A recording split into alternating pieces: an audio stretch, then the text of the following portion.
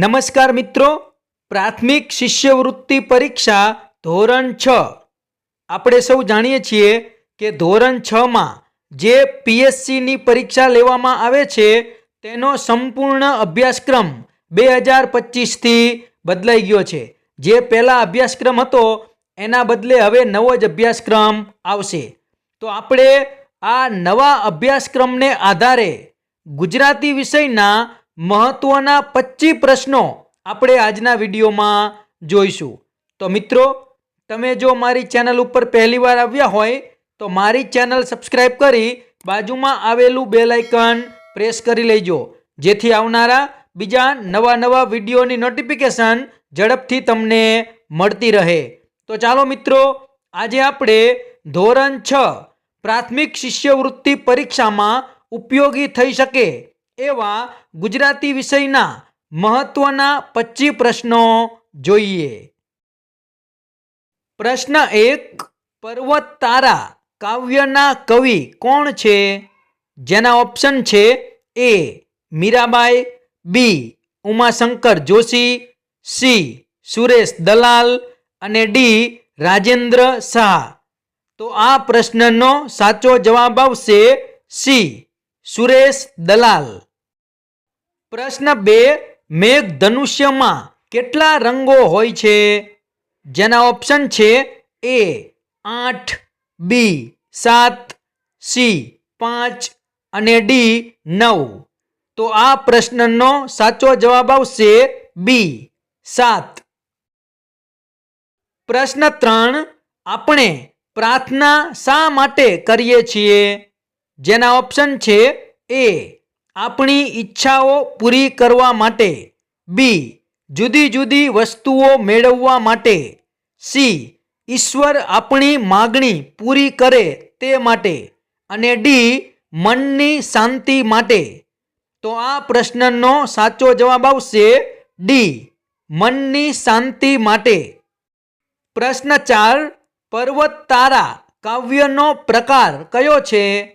જેના ઓપ્શન છે એ લોકગીત, બી પ્રાર્થના ગીત, સી ઉર્મી ગીત અને ડી પ્રકૃતિ ગીત। તો આ પ્રશ્નનો સાચો જવાબ આવશે બી પ્રાર્થના ગીત। પ્રશ્ન 5, કવિ કોને ઈશ્વરની આંખ ગણે છે? જેના ઓપ્શન છે એ સરોવર, બી પર્વત, સી તરણું અને ડી મેઘધનુષ્ય। તો આ પ્રશ્નનો સાચો જવાબ આવશે એ સરોવર। તો મિત્રો, તમે મારી ચેનલ ઉપર પહેલીવાર આવ્યા હોય તો મારી ચેનલ જરૂરથી સબસ્ક્રાઇબ કરી લેજો અને આ વિડીયો તમને પસંદ આવે તો જરૂરથી વિડીયો લાઈક કરી દેજો। પ્રશ્ન 6, નીચેનામાંથી કયો શબ્દ સાચી રીતે લખાયેલો છે?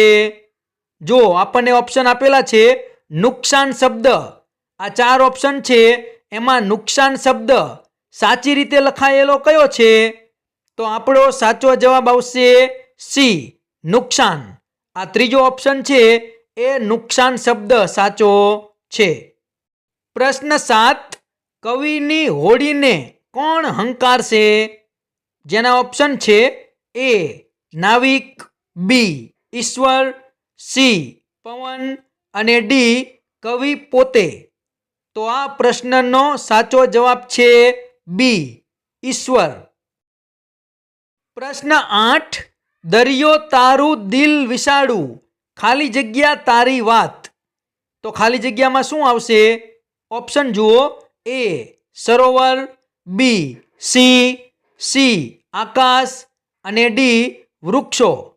તો આ પ્રશ્નનો સાચો જવાબ આવશે ડી વૃક્ષો, કે દરિયો તારું દિલ વિસાડું, વૃક્ષો તારી વાત। પ્રશ્ન 9, વિશાળ દિલના હોવું એટલે શું? જેના ઓપ્શન છે એ ઉદાર દિલના હોવું, બી ઉંમરમાં મોટા હોવું, સી ધબકારા વધવા અને ડી હૃદય પહોળું હોવું।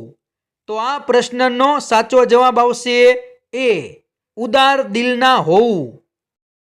પ્રશ્ન 10, તારે તે તારણહાર તો પાડે તે। જેના ઓપ્શન છે એ પાળનહાર, બી પાલનહાર, સી પોષનાર અને ડી પોષણદાર. તો આ પ્રશ્નનો સાચો જવાબ આવશે બી પાલનહાર. પ્રશ્ન 11. કવિ ઈશ્વરને ક્યાં જુએ છે? જેના ઓપ્શન છે એ પર્વત પર, બી આકાશમાં, સી ઝરણા પર અને ડી સર્વત્ર. તો આ પ્રશ્નનો સાચો જવાબ આવશે ડી સર્વત્ર. પ્રશ્ન 12. પર્વત તારા કવિતામાં તણખલાનો તારનાર કોણ છે? જેના ઓપ્શન છે એ મનુષ્ય, બી પર્વત, સી ઈશ્વર અને ડી દાનવ. તો આ પ્રશ્નનો સાચો જવાબ આવશે સી ઈશ્વર. પ્રશ્ન 13. રડિયાત એટલે? જેના ઓપ્શન છે એ રખડતું, બી રડિયામણું, સી રઝળતું અને ડી રણજણતું. તો આ પ્રશ્નનો સાચો જવાબ આવશે બી રડિયામણું. પ્રશ્ન 14. જો બધા જીવજંતુઓ પૃથ્વી પરથી ગાયબ થઈ જાય તો? ઓપ્શન જુઓ. એ આહાર ચક્ર ખોરવાઈ જાય, બી ક્યારેય કોઈ જીવજંતુથી ડરે જ નહીં, સી કોઈ વસ્તુ બગડે જ નહીં અને ડી પૃથ્વી સ્વચ્છ બની જાય. તો આ પ્રશ્નનો સાચો જવાબ આવશે એ આહાર ચક્ર ખોરવાઈ જાય. પ્રશ્ન 15. નીચેનામાંથી કયો શબ્દ જુદો પડે છે? જેના ઓપ્શન છે એ સર્જનહાર, બી તારણહાર, સી રક્ષણહાર અને ડી ફૂલહાર. આ ચારમાંથી કયો શબ્દ અલગ પડે છે? તો આપણો સાચો જવાબ આવશે ડી ફૂલહાર. પ્રશ્ન 16. ગુજરાતમાં દિવસે દિવસે ઉદ્યોગોનો વિકાસ. જેના ઓપ્શન છે એ ફેલાયો, બી થયો, સી પામ્યો અને ડી મળ્યો. તો આ પ્રશ્નનો સાચો જવાબ આવશે બી થયો, કે ગુજરાતમાં દિવસે દિવસે ઉદ્યોગોનો વિકાસ થયો એમ કહી શકાય. પ્રશ્ન 17. આજ્ઞો શબ્દ માટે કયો શબ્દ સમૂહ યોગ્ય છે? જેના ઓપ્શન છે એ આગ લગાડનાર, બી આગ ઓલવનાર, સી રાત્રિના અંધકારમાં ટમટમતું જીવડું અને ડી આગમાં ચમકતું જીવડું.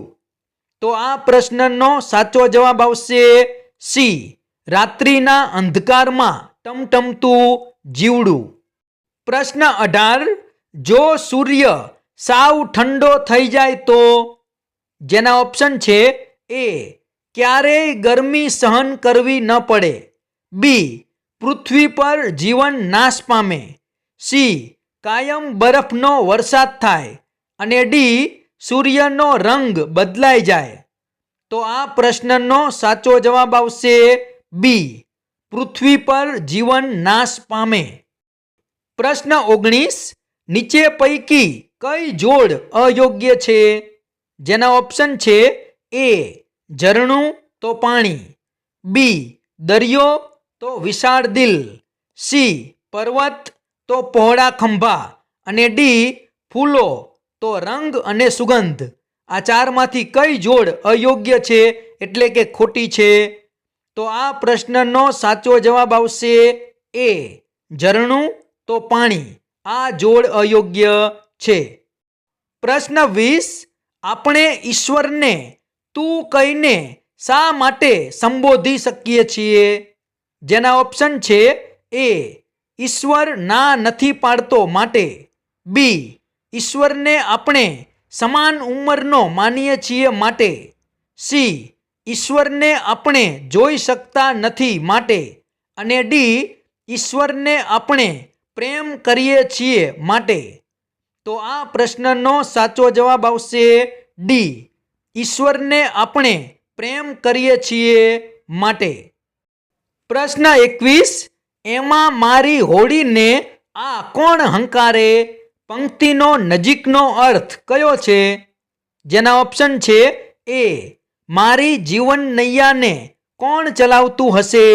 બી હોડીને દરિયામાં કોણ ચલાવતું હશે? સી મને ખબર છે મારી હોડી કોણ ચલાવતું હશે? અને ડી મારી હોડી આપમેળે ચાલતી હશે. તો આ પ્રશ્નનો સાચો જવાબ આવશે એ મારી જીવન નૈયાને કોણ ચલાવતું હશે? પ્રશ્ન 22. ફૂલ ફૂલની રંગ સુગંધે તારી છે સોગાદ. પંક્તિનો નજીકનો અર્થ કયો છે? જેના ઓપ્શન છે એ ફૂલો સુગંધીદાર હોય છે. બી ફૂલોની સુવાસ અને રંગ કુદરતની ભેટ છે. સી ફૂલોના રંગ મનમોહક હોય છે. અને ડી ફૂલો રંગ અને સુગંધમાં સરખા હોય છે. તો આ પ્રશ્નનો સાચો જવાબ આવશે બી ફૂલોની સુવાસ અને રંગ કુદરતની ભેટ છે. પ્રશ્ન 23. વાર્તા રે વાર્તામાં વાર્તાની શરૂઆત કોણ કરે છે? જેના ઓપ્શન છે એ કરુણાશંકર, બી કલ્યાણી, સી કમલ અને ડી નર્મદ. તો આ પ્રશ્નનો સાચો જવાબ આવશે એ કરુણાશંકર. પ્રશ્ન 24. વાર્તા રે વાર્તા પાઠમાં આંબાની કેરીની પ્રશંસા માટે કેવા શબ્દો વાપર્યા છે? જેના ઓપ્શન છે એ રસદાર, બી કસદાર, સી ખટમધુરી અને ડી આપેલ તમામ. તો આ પ્રશ્નનો સાચો જવાબ આવશે ડી આપેલ તમામ. પ્રશ્ન 25. કાગડીના ઈંડા નીચે પડતા જ ઘટાના ઊંડાણમાંથી આવતો અવાજ કોનો હતો? જેના ઓપ્શન છે એ કાબરનો, બી કોયલનો, સી કપૂરી કબૂતરીનો અને ડી બુલબુલનો. તો આ પ્રશ્નનો સાચો જવાબ આવશે સી કપૂરી કબૂતરીનો. હવે મિત્રો આ છેલ્લો પ્રશ્ન તમારા માટે છે. એનો જવાબ હું આપીશ નહીં. આ પ્રશ્નનો જવાબ તમારે કોમેન્ટમાં જણાવવાનો છે. આપણે જોઈએ કે કેટલા મિત્રોનો જવાબ સાચો પડે છે. તો આજનો પ્રશ્ન છે હોમવર્કમાં, વાર્તા રે વાર્તા પાઠમાં પંખીઓનો રાજા કોણ હતો? ખાસ સાંભળી લેજો મિત્રો. પ્રશ્ન છે વાર્તા રે વાર્તા પાઠમાં પંખીઓનો રાજા કોણ હતો? જેના ઓપ્શન છે એ મોર, બી ગરુડ, સી કપૂરી કબૂતરી અને ડી કાગડો. તો આ પ્રશ્નનો જવાબ તમારે કોમેન્ટમાં જણાવવાનો છે.